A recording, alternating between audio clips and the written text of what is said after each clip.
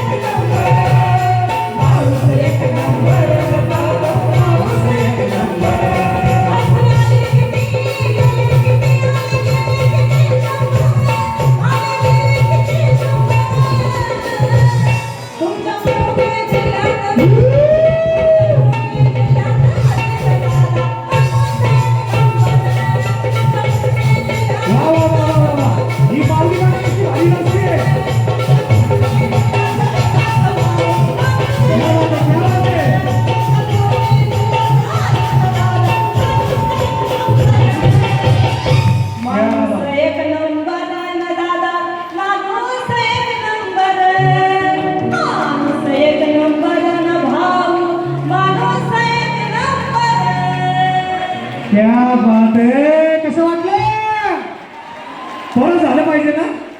हा वाटलंच ना मला. या या ताई या मधल्या ताई या इथं इथं इथं तर तिकडं फुगड्या खेळतात आणि यांचं एकट्याचं काम चाललंय. क्या बात आहे.